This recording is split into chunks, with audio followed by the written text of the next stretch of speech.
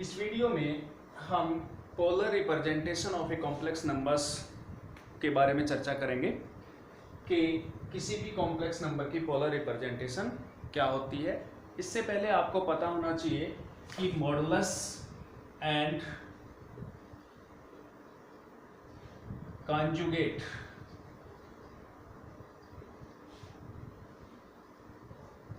Of a complex number, ये जो दो टॉपिक्स हैं पहले इन पे चर्चा करते हैं कि मॉडुलस किसी कॉम्प्लेक्स नंबर का क्या होता है और conjugate of a complex number क्या होता है। तो सबसे पहले देखिए इसमें कि if z is equal to x plus iota y is a complex number then its modulus is represented by this symbol, means two vertical lines से हम किसी भी कॉम्प्लेक्स नंबर के मॉडुलस को रिप्रेजेंट करते हैं and this is equal to x plus iota y modulus, and this is a non-negative quantity and which is given as x square plus y square and its under root. So this quantity is a real number and which is non-negative, and this is known as modulus of a complex number. और ये कैसे निकाला जाता है? Real part of the complex number उसका square plus imaginary part का square and then it's a square root. So this is the modulus and conjugate of a complex number is represented by z bar. किसी भी complex number के conjugate को हम किससे represent करते हैं? z bar से। और if z is equal to x plus iota y then this is conjugate of x plus iota y। ये रिप्रेजेंटेशन है ऊपर बार लगाना, ठीक है। और ये फाइंड आउट कैसे करते हैं? जो इमेजिनरी पार्ट होता है उसके साइन को हम क्या कर देते हैं? चेंज कर देते हैं, मींस प्लस को माइनस में चेंज कर देंगे और माइनस को प्लस में। So this is equal to x minus iota y। क्या है ये कॉन्जुगेट है इस complex number x plus iota y का, ठीक है। अब हम चलते हैं, एक छोटा सा और पॉइंट है इसमें कि मान लो किसी कॉम्प्लेक्स नंबर को आपने उसके कॉन्जुगेट से मल्टीप्लाई कर दिया। सो क्या मिलेगा आपको? z क्या है? x प्लस आयटा y, और इसको हमने मल्टीप्लाई किया x minus iota y, means इसके कॉन्जुगेट से। So a plus B into A minus B से जब इसको आप सोल्व करोगे तो क्या बनता है? x square plus Y square. और ये क्या है क्वांटिटी? ये इस क्वांटिटी का स्क्वायर है, और ये क्वांटिटी क्या है? Modulus of z। So modulus of z square. तो आपके सामने ये क्वांटिटी क्या आ गई? z into Z conjugate is equal to modulus of z square. So from here z into Z conjugate is equal to modulus of z square से हम क्या फाइंड आउट कर सकते हैं? z इनवर्स भी फाइंड आउट कर सकते हैं। ये एक ऐसा रिलेशन है जो कॉम्प्लेक्स नंबर, इसके कॉन्जुगेट और इसके मॉडुलस तीनों के बीच में एक रिलेशन है। z is a complex number then z into Z conjugate is equal to modulus of z square. ये लर्न रखना चाहिए। सो z इनवर्स, यहां से हमें क्या मिलेगा? z inverse is equal to conjugate of z upon modulus of z square. ये भी आपको याद रखना चाहिए, और ये तो है ही है, इसी से ये इंप्लाई कर रहा है, ठीक है। तो ये आ गया आपका मॉडुलस और conjugate of a complex number. अब बारी आती है कि भाई अगर हमारे पास दो कॉम्प्लेक्स नंबर्स हैं और इनकी प्रोडक्ट का मॉडुलस क्या होगा?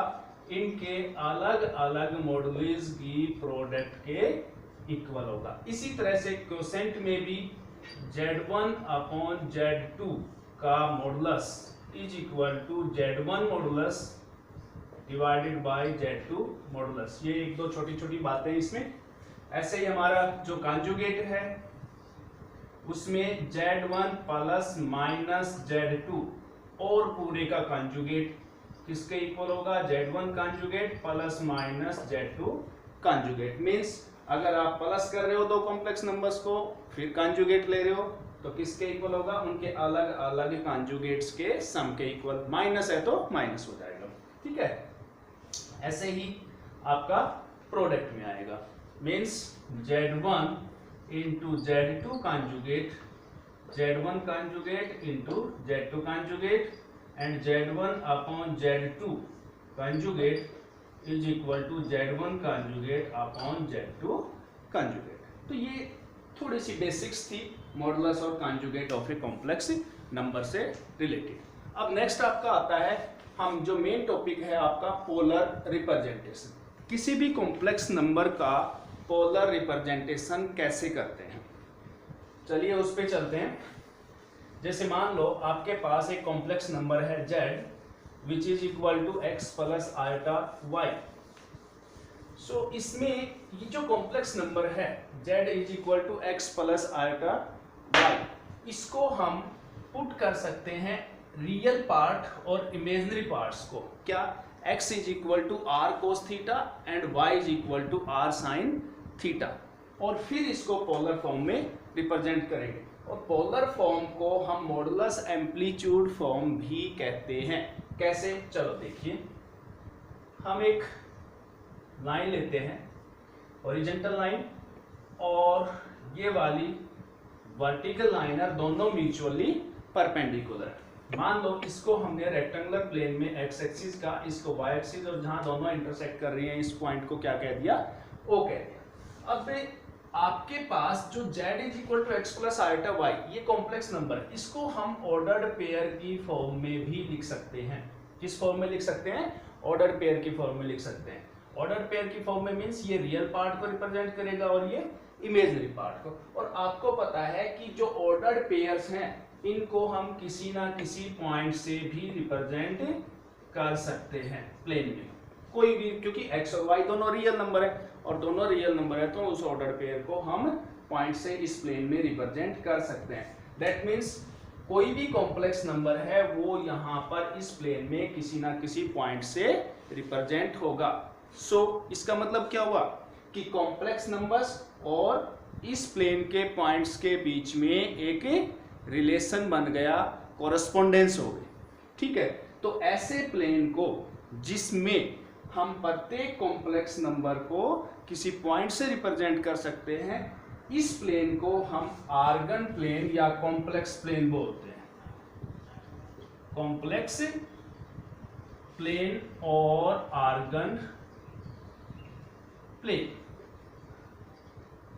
कॉम्प्लेक्स प्लेन भी कहते हैं और आर्गन प्लेन भी कहते हैं। तो हमने एक पॉइंट लिया क्या, pxy, जो कि कोरस्पॉन्ड कर रहे हैं किसको, इस कॉम्प्लेक्स नंबर को। यहां से हमने एक परपेंडिकुलर ड्रॉप किया, O को P से ज्वाइन कर दिया, ठीक है। तो ये वाली जो डिस्टेंस बनी ये क्या बनेगी, x, और ये वाली जो लेंथ है दिस इज y, और ये एंगल कितना बनेगा, राइट एंगल बनेगा, and let this angle be theta, ठीक है। सो using Pythagoras theorem in right angle triangle OMP, OP is equal to under root x square plus y square, और इसको हम रिप्रेजेंट कर रहे हैं किससे, r से। ये एक्चुअल में क्या है, this is equal to modulus of z। That means r हमारा यहाँ पर क्या आया, लेंथ ऑफ OP, और we can say modulus of this complex number z। So अब इस राइट एंगल ट्रायंगल से x upon r, x upon r क्या बनेगा भाई, ट्रिग्नोमेट्रिकल कंसेप्ट यूज करते हुए cos theta, and so this implies x is equal to r cos theta, and y upon r क्या आ रहा है आपके पास, sin theta, and this implies y is equal to r sin theta. So यहां पर थीटा क्या है, theta is called argument, theta is called argument here, theta is called argument of complex number z, and it is represented by argument z, और इसको हम amplitude भी बोल देते हैं। क्या बोल देते हैं? Amplitude of a complex number z, and this is also written as amplitude z। So theta is argument और एम्पलीट्यूड। इसीलिए हम कहते हैं कि जो पोलर रिप्रेजेंटेशन है इसको हम मॉडुलस एम्पलीट्यूड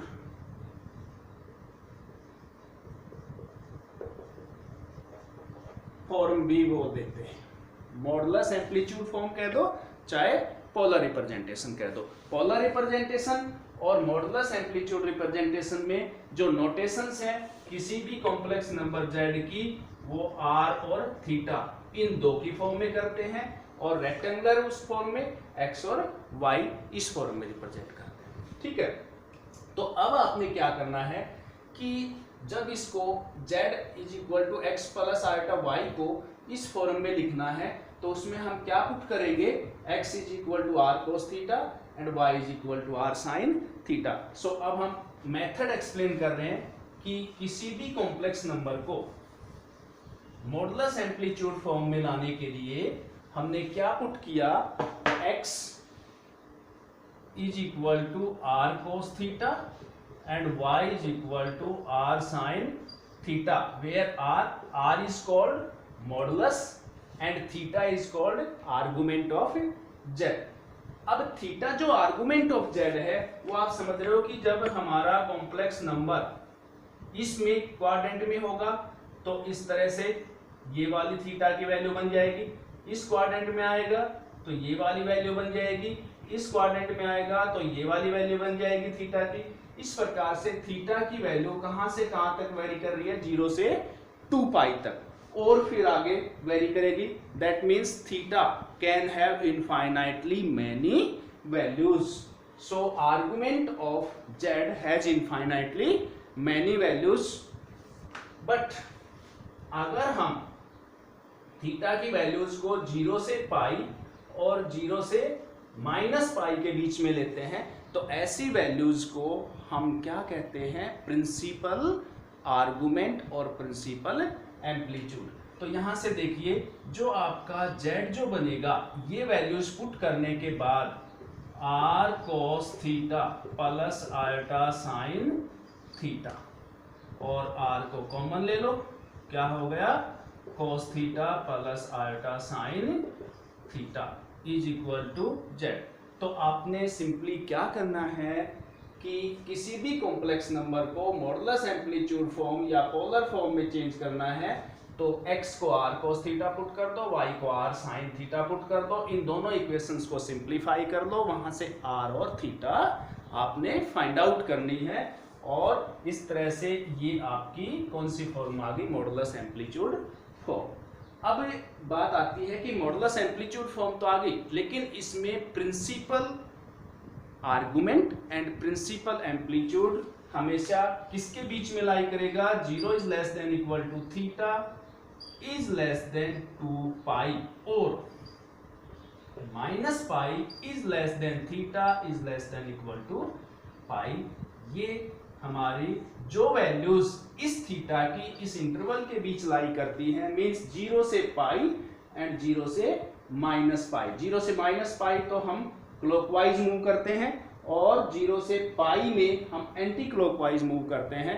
तो ये जो वैल्यूज हैं that is called principal argument. अब दिक्कत ये आती है कि भाई अगर हमारा पॉइंट इस क्वाड्रेंट में है जो कि इस कॉम्प्लेक्स नंबर को रिप्रेजेंट कर रहा है, तो उस केस में जो एंगल 0 से पाई बाई 2 के बीच में होगा, 0 से पाई बाई 2 के बीच में अगर आपका थीटा लाई करता है तो जो प्रिंसिपल आर्गुमेंट है वो एज इट इज रहेगा। ये मेथड है, रूल है किसी भी कॉम्प्लेक्स नंबर का प्रिंसिपल आर्गुमेंट फाइंड आउट करने के लिए कि इफ थीटा लाइज इन किसमें? In first quadrant, that means it is between 0 to pi by 2, then principal argument is equal to as it is theta, and if complex number is represented by any point in this quadrant means theta is from pi by 2 to pi. Theta belongs to pi by 2 to pi. Then argument of z is equal to pi minus theta. Means principal amplitude, principal argument आपका क्या बनेगा, पाई minus theta. ये ध्यान देने की बात है कि अगर थीटा इन दोनों इक्वेशंस को सोल्व करने से इनके बीच में आता है तो आपका यही रहेगा, अगर इसमें आता है तो पाई माइनस थीटा बनेगा प्रिंसिपल आर्गुमेंट।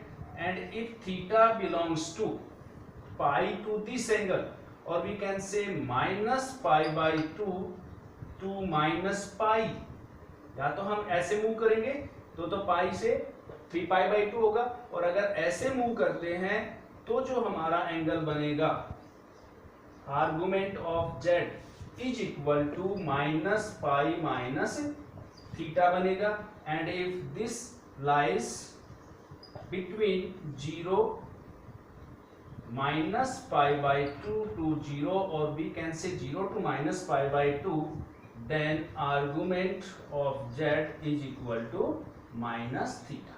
ये इस तरह से आपने प्रिंसिपल आर्गुमेंट्स को कैलकुलेट करना है। इसमें है as it is pi by 2 से पाई के बीच में है तो पाई माइनस थीटा, अगर पाई से बड़ा है तो दूसरे ढंग से और हम निकाल सकते हैं। अगर पाई से बड़ा आ गया, मान लो आपका 3 कोई भी वैल्यू आ गई मान लो पाई से बड़ी, तो उस थीटा में से जो आपका आया उसमें से क्या माइनस कर देंगे, 2 पाई माइनस कर देंगे, ठीक है। या फिर आपने माइनस पाई माइनस थीटा करना है, ठीक है। और अगर 0 से यहां तक है मींस माइनस पाई बाई 2, 0 से माइनस पाई बाई 2 का है केस, तो हम माइनस थीटा लिख देंगे। तो इस तरह से आपने polar representation of complex numbers को चेंज करना।